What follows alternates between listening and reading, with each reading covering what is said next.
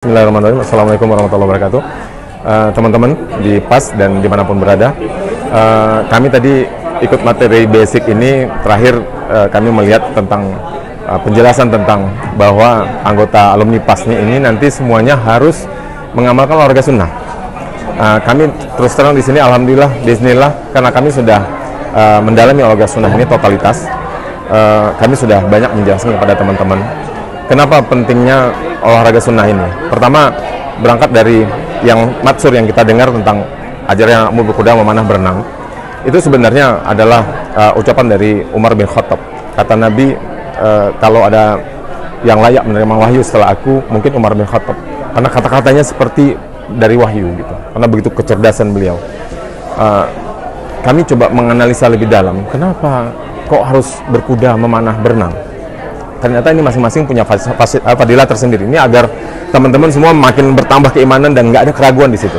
Pertama, kita itu harus mempelajari berenang, karena di renang itu ada ketenangan. Karena nanti kita belajar renang itu tentu belajar renang yang berenangnya jarak jauh. Di situ kita akan mendapatkan rileks, kemudian mengatur nafas, seperti layaknya kita berjalan kaki. Yang tadi kita praktekin, kita jalan cepat itu sebenarnya kalau kita lakukan dengan benar, gerak yang benar, kita nggak ada capek di situ. Nah, berenang sama seperti itu. Hakikatnya sebenarnya kalau kita belajar berenang, bagaimana caranya kita berenang tuh nggak capek lagi. Jadi problemnya, teman-teman banyak yang berenang, mereka berenang tetapi capek dan seperti main-main saja. Padahal tujuan berenang ini untuk berlama-lama di atas air. Begitu. Jadi teman-teman nanti kalau mau mengamalkan olahraga sunnah berenangnya, capailah di mana kita bisa berenang minimal 1 jam itu non-stop. Nah, itu pertama hakikatnya. Jadi mengatur nafas, relaksasi. Kemudian berikutnya yang kedua adalah kita belajar memanah. Karena belajar memanah itu sesungguhnya itu akan menghasilkan kekuatan tangan. Tadi berenang itu menghasilkan kekuatan nafas. Manfaat lainnya adalah relaksasi. Kemudian berikutnya adalah memanah. Memanah itu tadi kekuatan tangan yang hasilnya sebenarnya fokus. Kita bisa fokus untuk menentukan sesuatu. Karena capaian kita ada target. Kita butuh ketenangan di situ. Kemudian dari ketenangan itu kita bisa dapat fokus. Kemudian menjadikan kekuatan pada tangan kita. Tadi nafas sudah kuat, sekarang tangan sudah kuat. Berikutnya kuda. Ketika kuda, ini kompleks. Kuda ini ketika antum nanti akan mendalami kuda, semuanya harus dipikirkan. Di kuda ini sikap bahasa tubuh, tangan kita, bahu kita, badan kita, pinggang kita, kaki kita harus pikirkan semuanya, termasuk kudanya geraknya, langkah kuda, kemudian kuda nginjak apa, kemudian semuanya, alam, pohon, kayu tumbang, segala macam kita pikirkan. Ada sisi lain, kuda yang lain dan sebagainya. Inilah karakter pemimpin.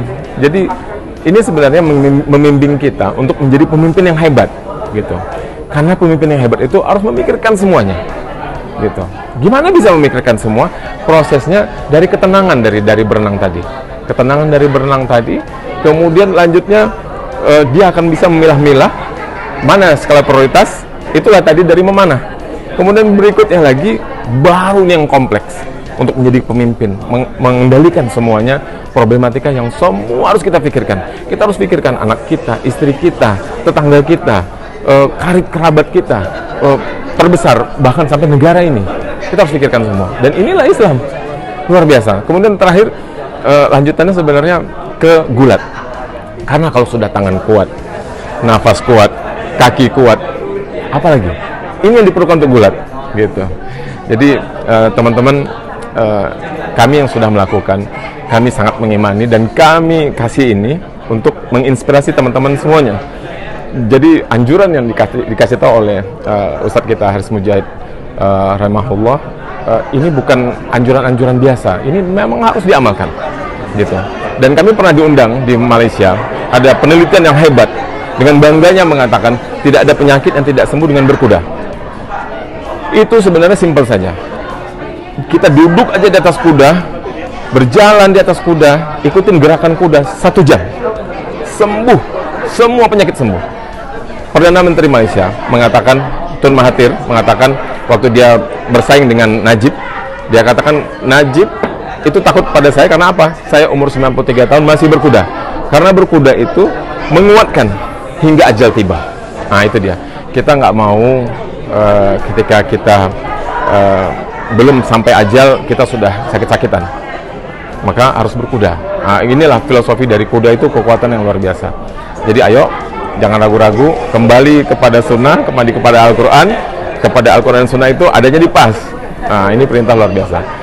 Nah, demikian informasi dari kami, mudah-mudahan makin membuat kita semangat dan yakin, bertambah keimanan kita. Sampaikan kepada yang lain, bagikan dan amalkan. Assalamualaikum warahmatullahi wabarakatuh.